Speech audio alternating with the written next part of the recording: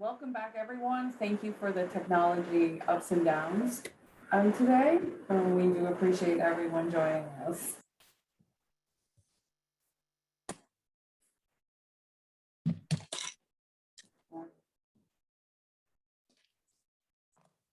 Hey, Stephanie, thank you again for the KWIB for hosting us today. We're excited. Yeah, we're excited to hear about it.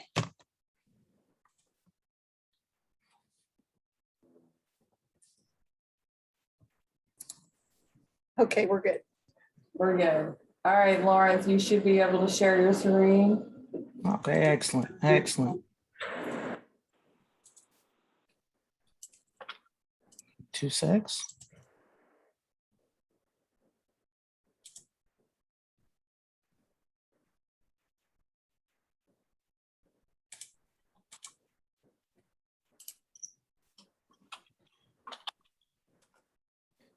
And Debbie, I wanted to ask if we could record today, please.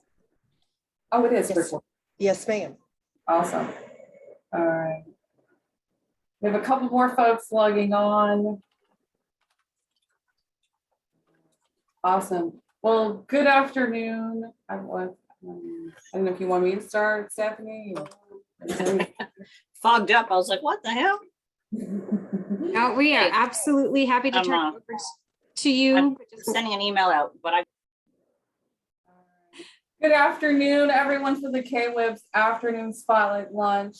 If you don't know me, my name is Michelle DeJohn, and I'm the Executive Director of the Kentucky Career Center's Office of Employer and Apprenticeship Services. And it's National Apprenticeship Month in Kentucky. Nationally, there's a National Apprenticeship Week. It's November 15th through the 21st, but we are celebrating National Apprenticeship in Kentucky all through the month. So I just wanted to thank the KWIB for supporting the Office of Employer and Apprenticeship Services. And I would like to thank the Office of Employer and Apprenticeship Services Registered Apprenticeship Team. We couldn't do it without you. And of course, this afternoon, we will be featuring registered apprenticeship and successful registered apprenticeship completers. Commissioner, thank you for joining us. I didn't know if you wanted to say anything before we get started. I'm just glad to be here. It's a pleasure to meet those that I haven't met yet. And I just really appreciate all of the work Michelle's team has done with registered apprenticeship, and look forward to meeting those that are being highlighted. Thank you for your great work. Super, super. So we will go ahead and get started so we can hear from the registered apprenticeship team and the registered apprenticeship sponsors joining us. I'm going to turn the agenda over to you, Sean. Take it away.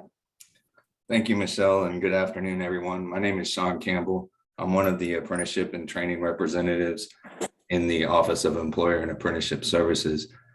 What I'd like to do is just give you an overview of our office. It starts with the state approving agency and our executive director, Michelle DeJohn, who introduced us, and our deputy director, Tim Wireman. In addition to myself as an ATR, we also have Angela Rogers and Lawrence Wenburn, who's a workforce development consultant specializing in apprenticeship. And with that, I will turn it over to Lawrence. Hey, thank you, Sean. What I want to do is share some of the responsibilities for the ATRs in our office.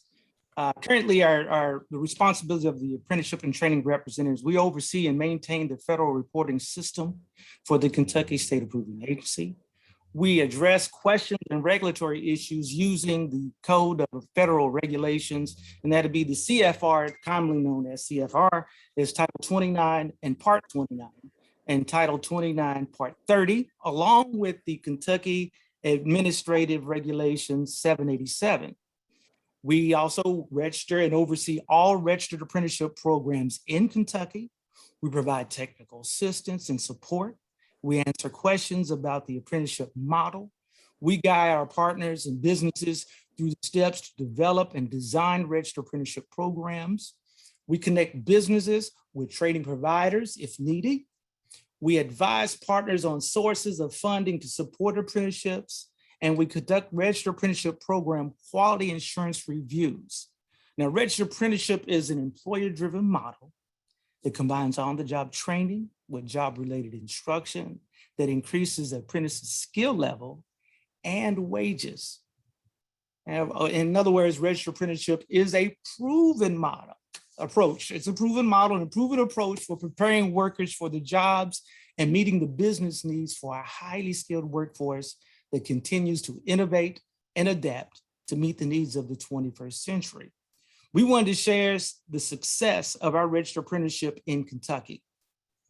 Okay, currently we have 349 registered apprenticeship sponsors. We have 594 registered apprenticeship programs. The number of apprentices that we currently have registered is 4,136 across the state. Just last year alone, from October 1st to September 30th of 2021, we had 601 apprentices to complete the program. Overall, Kentucky Registered Apprenticeship completed apprentices of 6,934. These completed apprentices are certified in the occupation and are recognized in all 50 states. Now, registered apprenticeship is the original 4-year degree. I will say that again. Registered apprenticeship is the original 4-year degree. And right now, I'm going to turn it over back to Sean, if you would, my brother. Thank you, Lawrence, for that quick overview. And now I have the distinct pleasure of introducing Mary Beth Martin. She is Chief People Officer and President at Interap Skills.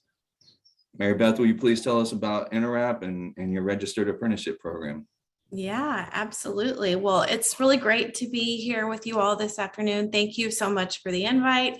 I'm excited to talk to you all about something that's near and dear to my heart and obviously near and dear to yours as well. And that is registered apprenticeship and the impact that we have seen here at Interap through the registered apprenticeship program. I would like to start just by setting the stage a bit and talking to you about Interap in case you are not familiar. And I'm really going to start from the beginning. Our founder and CEO, his name is Ankur Gopal. He started Interap over a decade ago. And his vision at the time was to have a high-performing technology services organization, focusing on web development, mobile apps. If you were a client, needed something built, you would come to Interap and we would build that project or that model out for you. That was his vision.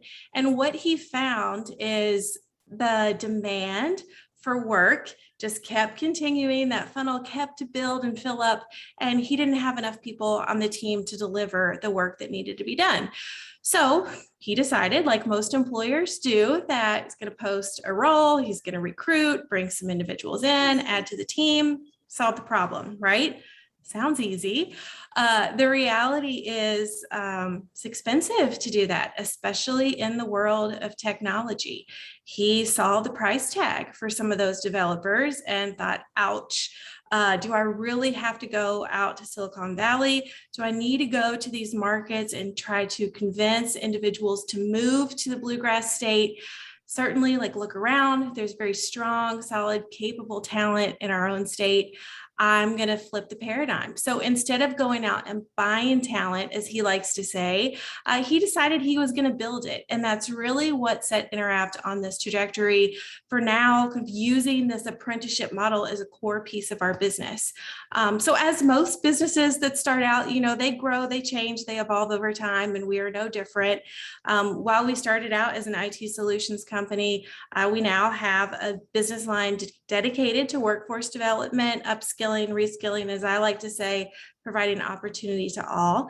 I happen to have the fortune to lead that business line. We call it Interap Skills. And then on the other side of the house, we have a business line that's dedicated to business process outsourcing, which is basically when companies have volume at scale, think about customer service, IT support, contact center, sales support, those types of roles you can pass off to Interap, and we will help fulfill, kind of be a plug and play, a think of it as a tech ecosystem inside of another ecosystem. So 3 very distinct business lines here at Interapt. And I will share with you, the skills program does act as a funnel for talent into both of the other business lines. So it is a core component of our business. I like to tell people that it is kind of in our DNA to provide opportunity to all. And we haven't seen just the opportunity inside of our own business. We can flip to the next slide. We've been able to make a really strong impact at companies all across the United States. Many of them you would recognize here. I'm sure you're very familiar with some of these logos. Certainly this is not kind of the entire client portfolio that we have. They're very small organizations that we will partner with too. To us, it doesn't really matter kind of who you are, what you do, what your area of focus is.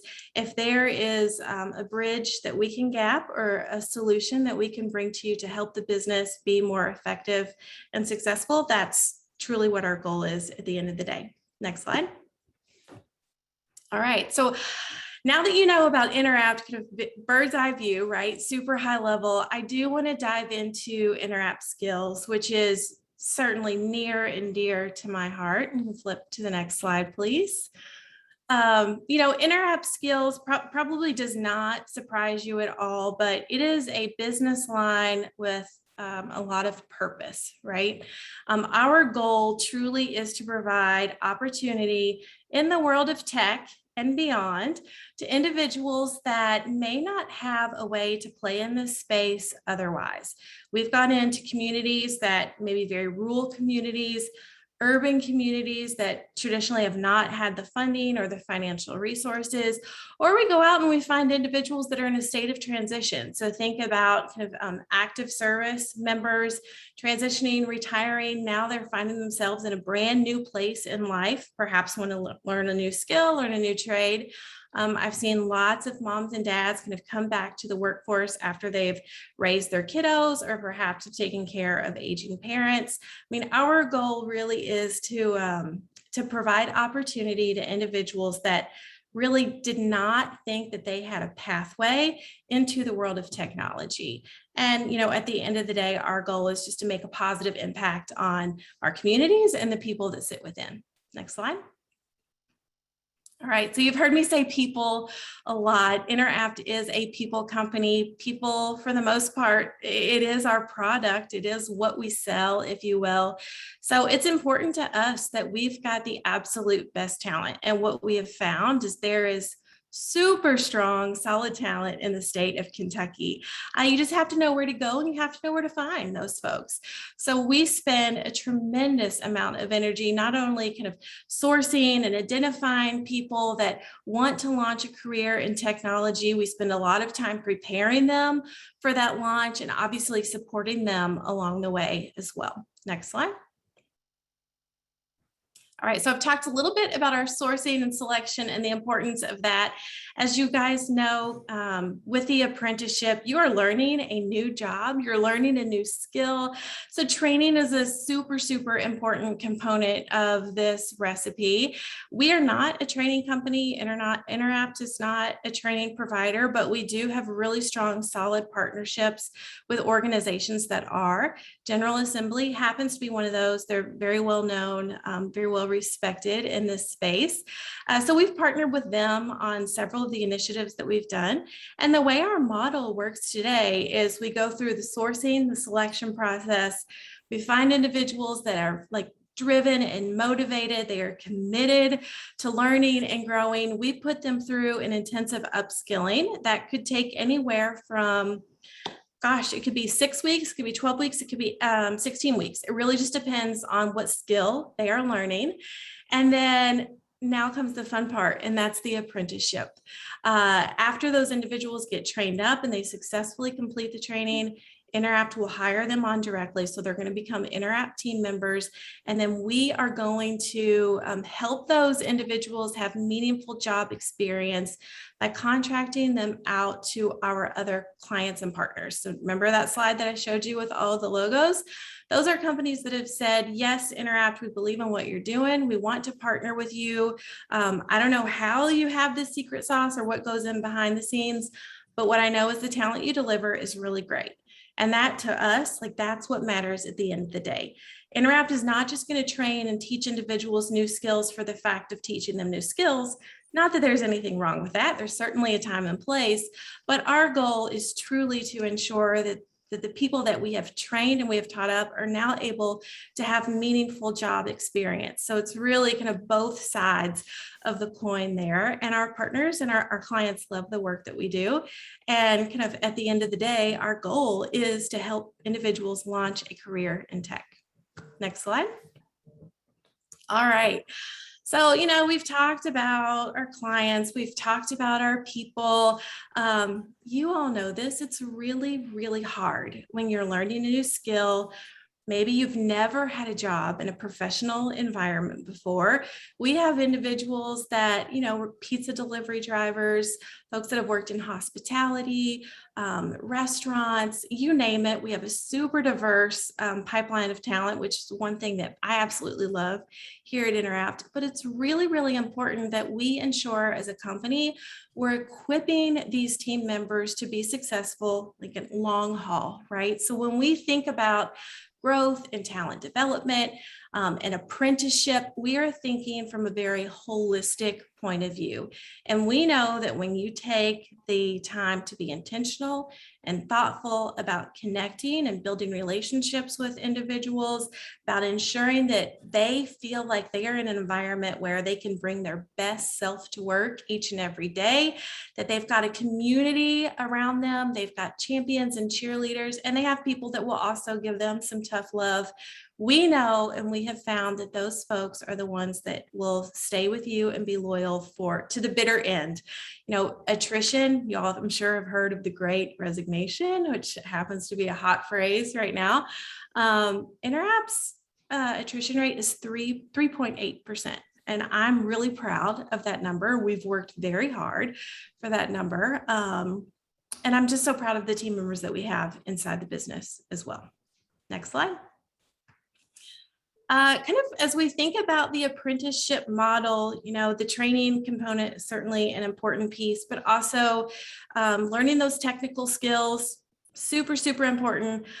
But the work experience is really where we hone in, right? And we want to ensure that our apprentices feel supported and that they are kind of growing every step of the way. So you can see this slide kind of here in front of you. It's broken down into 4 different quadrants, and that's because over the course of the 12-month apprenticeship that we have here at Interact, every quarter we focus on a new and a different area. And every quarter there are very clear outcomes that we would expect from our apprentices. Not always easy to obtain, but certainly very well worth the time and the effort and the energy that it takes to achieve. And there's also compensation increases along the way. So when we bring in an apprentice to the fold, they know exactly what they can expect. They know where their comp is going to start. They know about where their comp is going to end. And they also understand kind of the impact that it could make on themselves, their families, their children, and even for generations to come. So we've been very, very thoughtful about what this model looks like inside of our own business. Next slide. All right, so we don't just stop kind of the apprenticeship and that mindset of learning and continuous growth doesn't stop after the 12 months. As you might anticipate, we do have team members that are interested in pursuing a college degree. Absolutely. Like if that is something that they want to do, we want to help support them in that. So we have recently kind of started partnering with some really prestigious colleges, educational institutions, even community colleges. I mean, Ivy Tech is on here as well. And what we're doing is we are building a pathway for individuals to help achieve kind of their educational goals. It's not mandated, not required, but again, it is there. So what we've found is that if you just open the conversation with some of these universities, you can build out a pathway where the apprentices earn college credit for going through the training. They earn college credit for going through the apprenticeship itself, the actual work for the 12 months. You can earn certificates along the way. We will continue to mature this model. This is something pretty new to us, but for us, it's important to ensure that we think about growth long-term and help our apprentices achieve whatever that may be for them. Next slide. All right, so you've heard me share a lot about Interapt today, and truly I'm passionate about this organization. I cannot imagine working anywhere else. I love the work we do, and I could talk to you all day about how strongly I believe in our mission, how we've changed communities throughout the state, throughout the US, how we've changed lives. But I really wanted to share just a couple of like real life examples with you this afternoon. Next slide. One of those examples kind of hones in on a client that we all know, an organization I'm sure that has lots of name brand recognition with you, and that is GE Appliances. GE Appliances was one of our first partners when we kind of went down this apprenticeship sort of pathway, if you will. And today they are a strong partner and champion for the work that we do. If you are familiar with any of GE Appliances, you know that there are lots of appliances. They're very smart. They're Bluetooth enabled. You can kind of start your oven during your commute home. I don't know why anybody would need this, but if you wanted to kind of get your toaster started with Bluetooth enablement, you certainly can do that too. All of those capabilities, Interapt has actually built behind the scenes for GEA, which is something that we are really, really proud of. The work that we do is meaningful. It has a place in the market, and certainly it has a place with an organization such as GE Appliances. Next slide. And then last but not least, I would be amiss if I did not just quickly flag some of the sentiments that we have heard from the apprentices and the people that have crossed our path. When I say that we are a diverse organization and everyone has a unique story, I mean, that is true. Absolutely, 100% every day of the week. And when I tell you that the work that we have done and the opportunities that we've been able to provide to individuals throughout the state of Kentucky and beyond through the registered apprenticeship changes lives, that also is absolutely 100% true. We've seen just tremendous value in this model. We've seen organizations, like big organizations, Fortune 500, Fortune 100 organizations come around and are starting to accept this model and kind of buy into it as well. I am a firm believer through and through. I can't imagine where we would be had we not gone down the apprenticeship pathway. And I'm so grateful for all the support that we've gotten from teams along the way. Thank you, Mary Beth, for that overview of Interapp and your apprenticeship program. I like how you talked about it's flexible and ongoing. It's a living, breathing document and ability to change on the fly and to better suit not only the employers you deal with, but also the apprentices. And one of the things you first said at the very beginning was, instead of buying talent, grow your own talent. And that's definitely something we promote here in our office. So thank you very much, Mary Beth. Of course.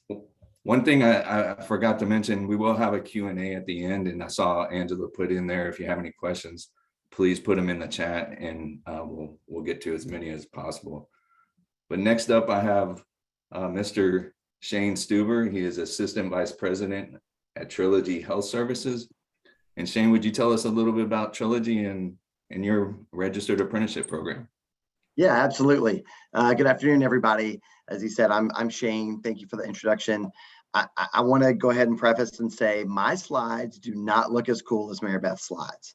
Okay, hers is top notch. So I probably should have went first, in that regard. So, but so Trilogy, if you don't know, Trilogy is a senior living, senior healthcare, senior housing, if you will, company based here in Louisville, Kentucky, where I'm sitting right now. But we have locations. We have 126 locations in 4 states. So again, we're in Kentucky, we're in Ohio, in Michigan and Indiana. So we've been around for almost 24 years. And so we're still in growth mode, which is very, very exciting.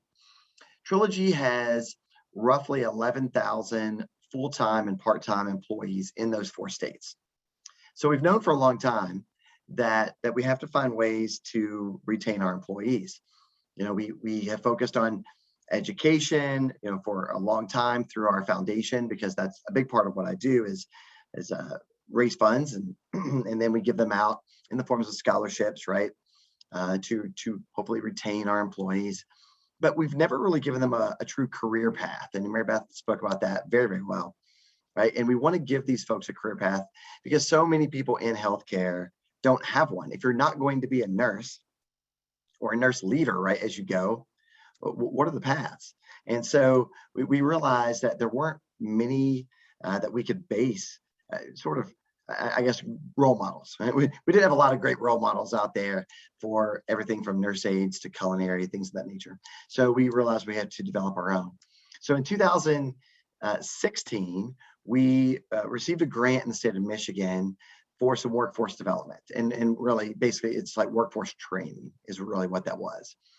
And in 2017, we said, you know, they're giving us sort of bonus points if we do a registered apprenticeship with the DOL. We had no idea what we were doing, but we worked with the state of Michigan, the DOL, and we developed our own nurse aide registered apprenticeship. It was only the 3rd one in the country, which is kind of crazy, right?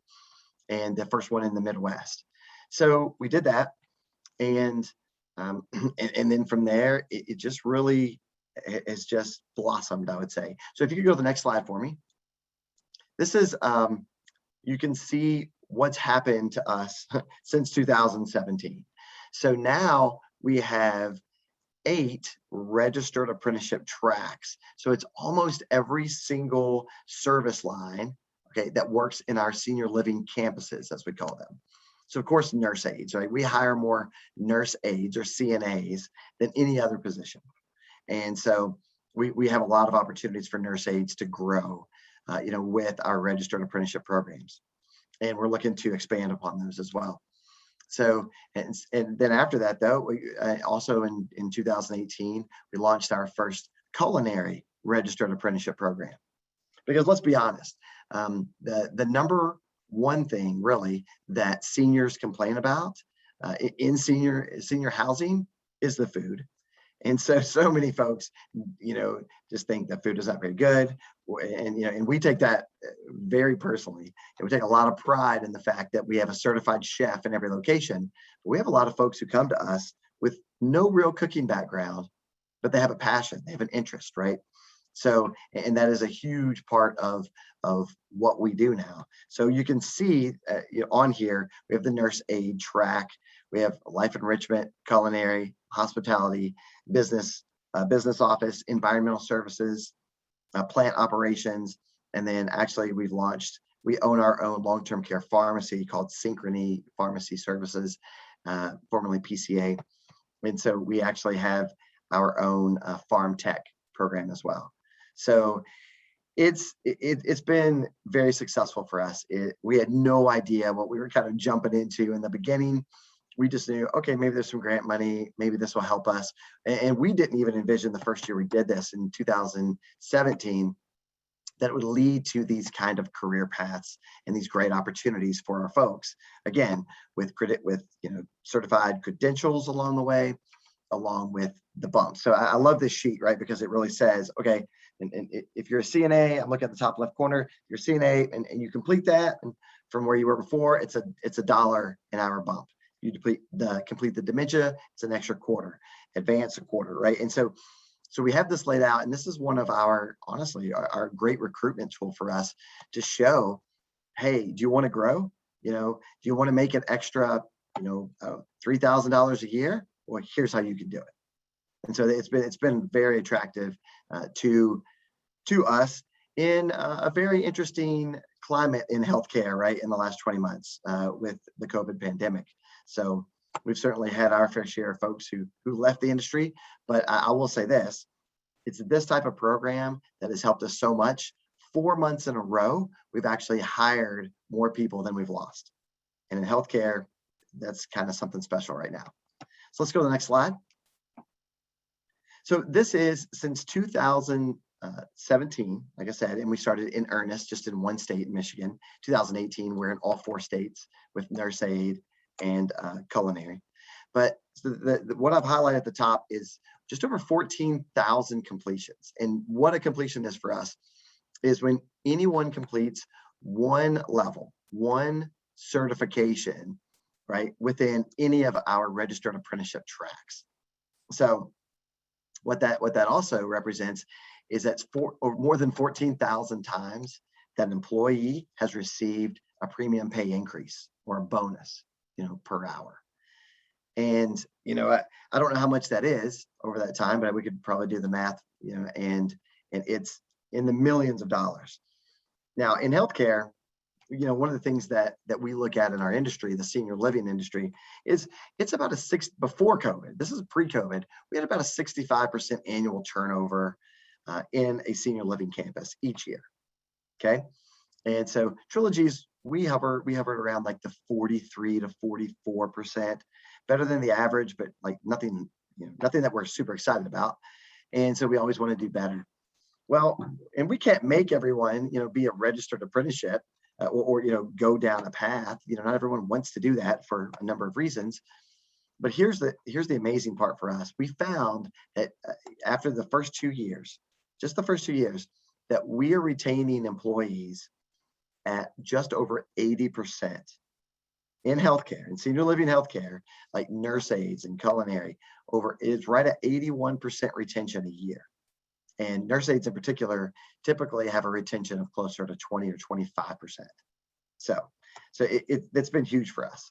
So you can see again these completions, and this is just our internal snapshot. So if you look at nurse aides, just folks that we paid for their nurse aid certification in our 4 states, it's almost 9,000 folks in the last several years. So we're very happy that the registered apprenticeship program really, I hate to say forced, but in a good way, right? Forced us to say, hey, you really need to think about things and design your own program if you want to own your own standards. And we have from the beginning about how we really want to create this career path. So it's been wonderful for us. Can we look at the next slide, please? So this is the breakdown of just our Kentucky completions. We have 17 campuses of our 126 are in Kentucky. So it's right at almost 1,700. And it probably is 1,700 since I pulled the information a few days ago. But you can see again the breakdown. So again, that's almost 1,700 times that employees have received a premium pay increase because of their own efforts in education. So we can go to the next one. So this is what we have in progress right now. So we have 422 individuals that are just in Kentucky right now that are training to be a CNA. And that's really kind of a big deal. And oh, thank you. I like that. Just to circle that around. I should have highlighted that. That's well done. You're like my Vanna, Sean. Thank you so much. And so that is the reason that's a big deal. I mean, think about that in terms of, we have 17 campuses right now, and we're growing in Kentucky, which is great. But you break that out over 17 campuses, and that's a lot. It's a lot of folks that we're bringing in that are about to get certified. Probably of those 422, most will get certified before the end of the year. So it's very, very exciting to us to know that people are coming back to healthcare, and especially young individuals, really the 18 to 23-year-olds. So, but we also have 198 folks in culinary, right now. So, in our culinary program. So it is exciting. Any questions on that, I guess? I know it's a lot of weird data, not pretty and fancy like Mary Beth's, just kind of raw numbers. Let's go ahead and go to the next slide.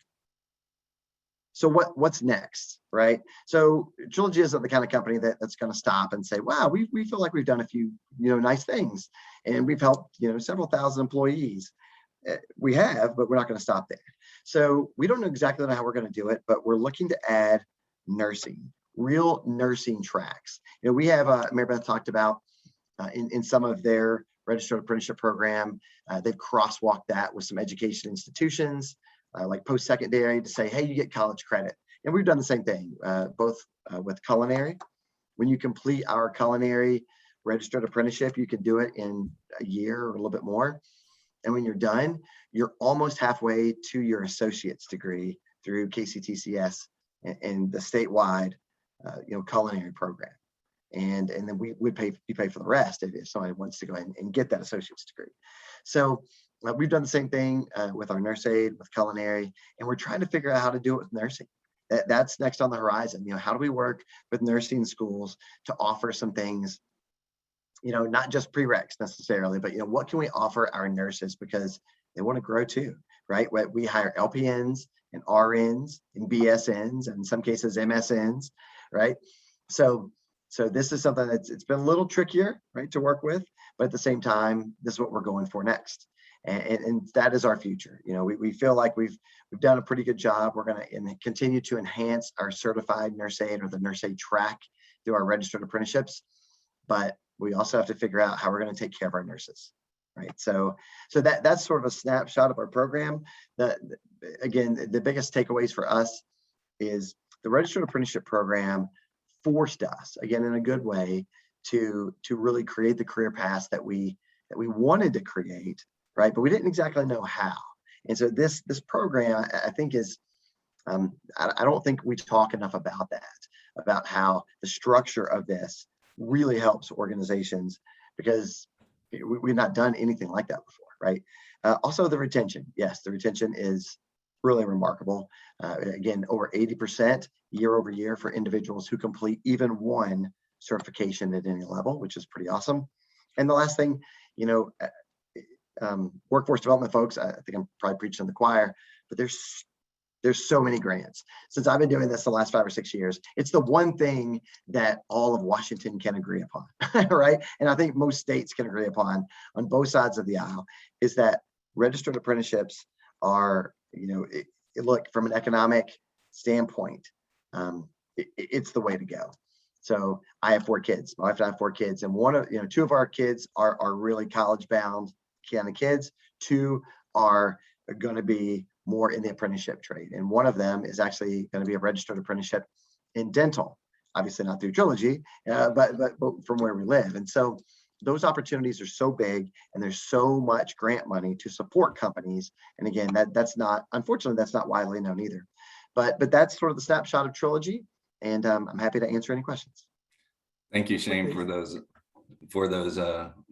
overview on Trilogy and touching on the retention rate. I know that's big for companies out there that are struggling just to find employees and bring them in the front door and don't want them going out the back door. So registered apprenticeship is definitely a solution to that retention problem, or a retention piece.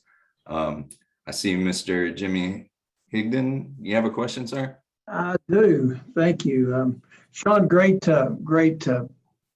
story about how the apprenticeships are working for your company. And it's a great testimony for anybody that's having, which a lot of people are having, employee retention problems. And what a great way to solve it with registered apprenticeships.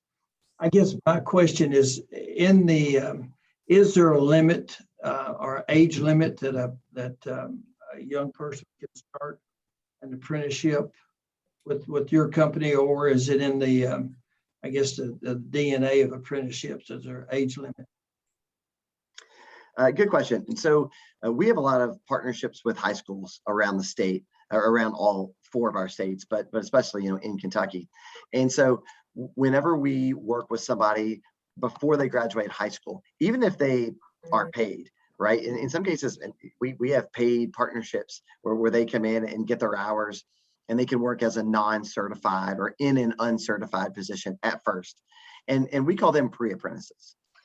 Even though we do hire them in many cases. And once they graduate high school and they start working for us, either part-time or full-time, we try to encourage full-time, obviously. And that's when we do that. So that happens at 18. You know, I plead ignorance a little bit because I don't know if an apprentice can be 16 or not. That's not the way we do it. We can hire people at the age of 16, but we don't consider them an apprentice until they graduate high school. And that's typically around 18. I just, it's important that we get these young people in career paths as early as possible. So that's why I was hoping that you would say that if they were ready, you would take them at any age and start them through your apprenticeship program. So, well, yeah, and yes, our pre-apprenticeship program does include a lot of the same training, Okay. on-the-job training and everything. And so, and look, let's be honest, it's a strategy for us. We've been going into the high schools now for a few years because we know that there are some really great programs out there that are teaching the kids, I mean, all over the state, right? And Kentucky has done a really good job compared to, honestly, some of the other states we work with.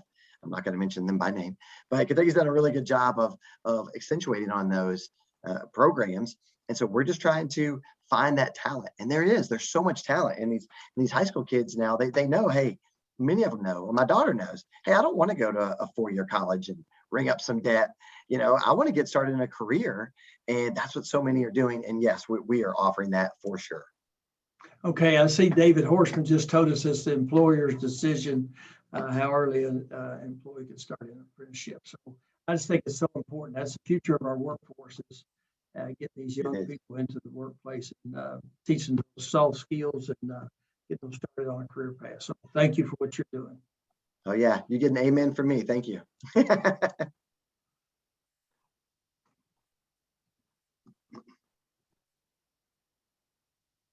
Is Angela Rogers?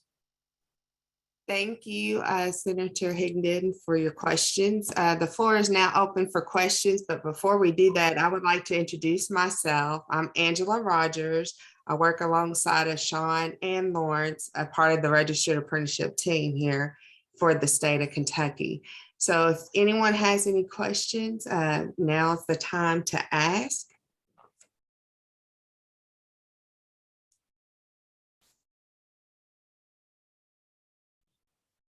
This is for Shane. This is Stephanie Kingsley. I was just curious about your 80% success rate in retention. Have you done any digging into the 20% who left the program and the employment as to reasons why, or Sure. Oh yeah, absolutely. We ask every time someone leaves. Hey, why are you leaving? In a majority of cases, they are going to pursue other interests in the same field. It's been a little bit skewed with COVID numbers over the last 20 months, to be honest with you, because we still have a lot of people that we've retained, right? They're doing it, but some people are just leaving the healthcare sector. They don't feel safe. They don't feel comfortable. That's their decision, right? So they have that right. But beforehand, yeah, someone said, someone told us, before, oh, what if you train these people and they leave? And then write the old acronym, what if you don't train them and they stay? And we get that. And to date, just to let everybody know, we don't put a work requirement on this. So it's not like that we're getting these 80% numbers because we say, okay, you have to work for us for 6 months or 12 months or 2 years or whatever. And we don't do that. And now we can, right? Because the money is being fronted by the company itself. So they could do that and put a work requirement, but we don't. And I think it's just that loyalty. It's someone finally has created a career path for them. But the 20%, it's a mix of things. Again, in the last year and a half, it's been kind of a mix of, I'm just leaving healthcare. I want to be a stay-at-home parent. We got that, because people are figuring out how to do it on less money, and that's the way they want to live their life, and that's great. And then some people do move on because they are a little bit more credentialed, right? They may go for, 50 cents or $1 more down the street. But I will say this, we do also get a lot of boomerangs. So we call them boomerangs when they leave and then they come back. So and we for the most part, we gladly accept those boomerangs. Awesome. Thanks for that explanation. I think it's fascinating that you don't have a work requirement. So I think that's an interesting piece of it. It was a leap of faith to not do a work requirement. Let's just say it was about a year of intense discussions with our leaders about whether or not we should do it. But it's proved to be very beneficial. Yeah, I agree with that. Actually, we also do not have a work requirement. And people are shocked when I share with them our attrition rate. Like they don't have a commitment. Like we pay people to go through the training. Actually, we provide them with a stipend while they're going through the training, because many times the individuals that have made the decision to invest in themselves, like they are not in a spot where they have the liberty of just, oh yeah, no problem, I can take 16 weeks full-time, dedicate myself to this. We don't want them to find themselves in a place of further kind of financial hardship. So we will pay people that are motivated, that want to learn, to go through the program, but we do not require, we don't have a work requirement. And to this point, we haven't needed to. It's pretty amazing the experience that you will find when you provide individuals with a true opportunity and pathway. Like, it's not just a job. This is not just an entry-level job. This is like a launching point for something bigger, something greater. And does everyone that comes in through Interapp's training program, do we have 100% completion rate? Nope. It's like about 90 right now, 90%. And those, 10% that don't make it through the program, many times it's because life gets in the way.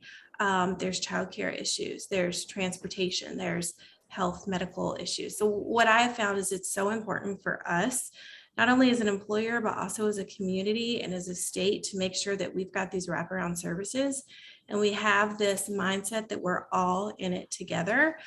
Because when you win, I win, right?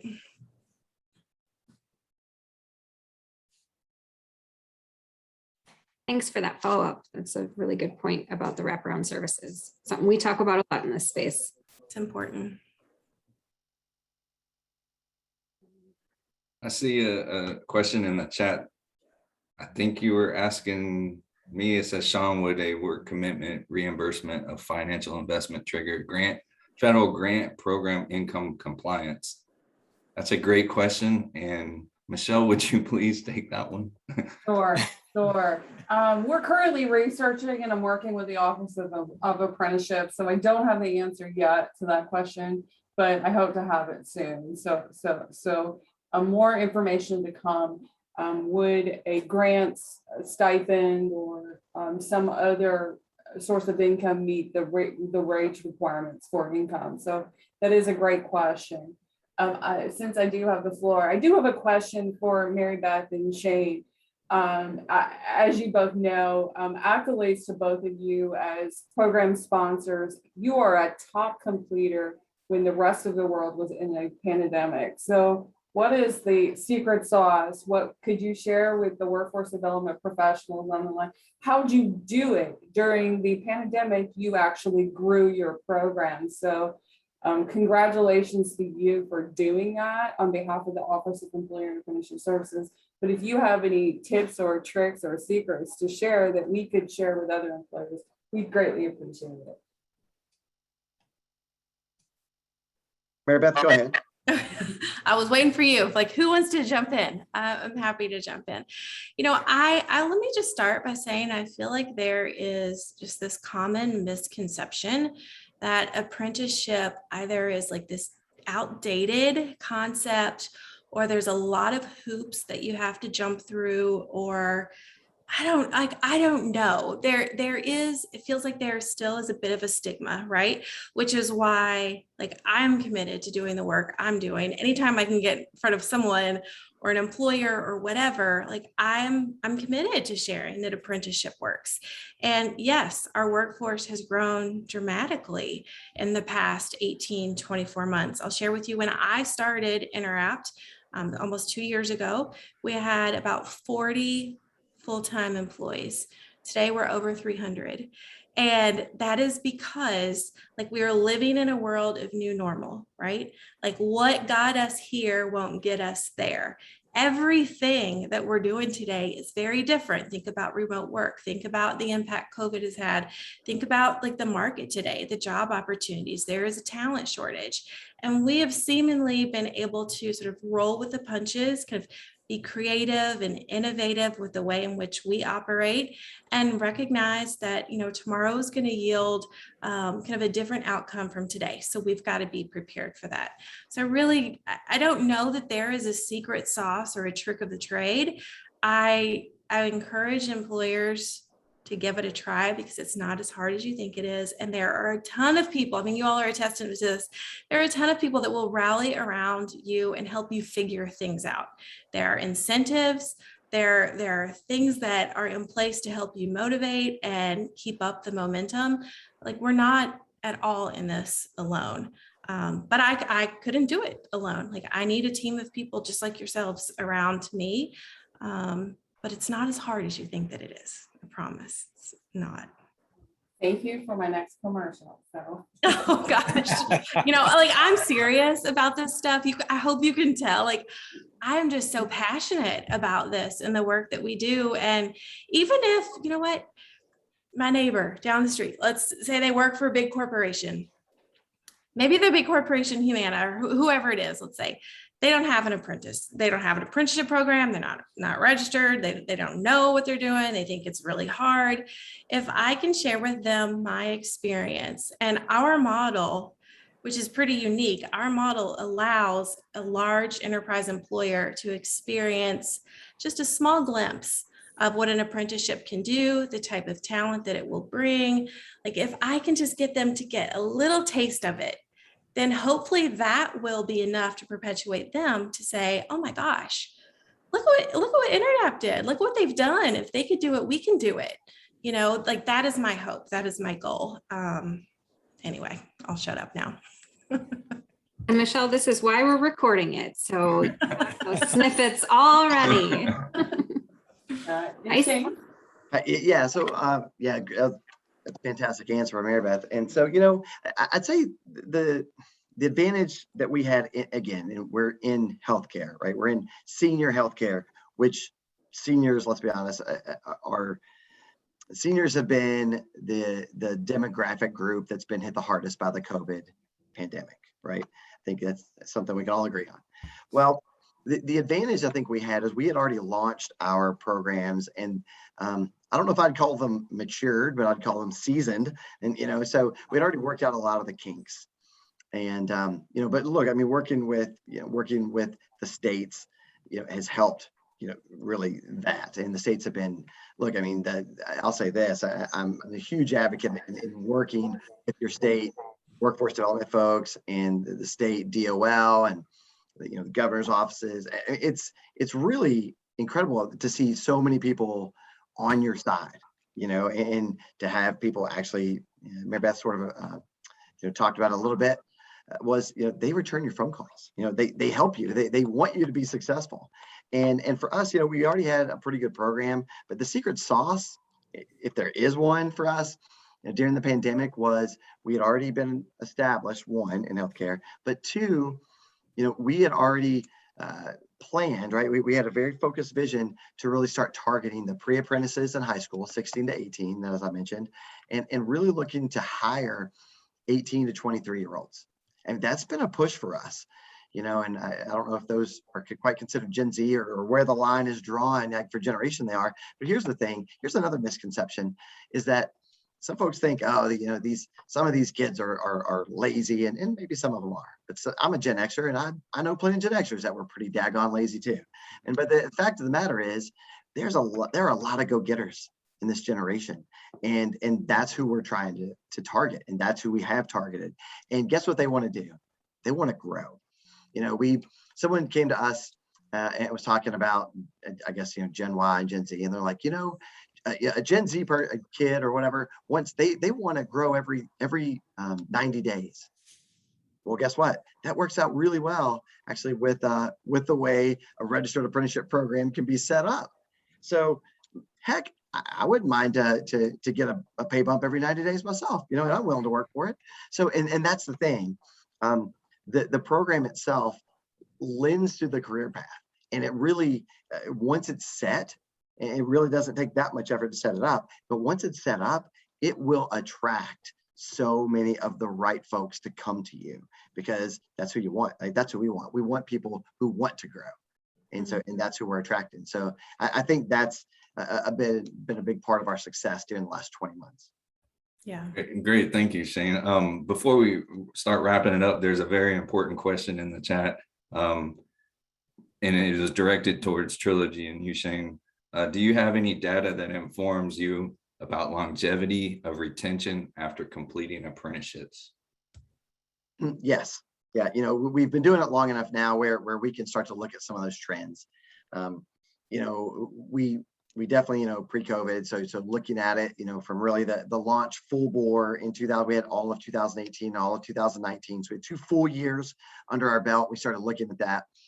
And it really is broken out by job title. So, you know, we noticed that registered apprentices, you know, the average length of stay, you know, working for us has increased by like 9 to 10 months.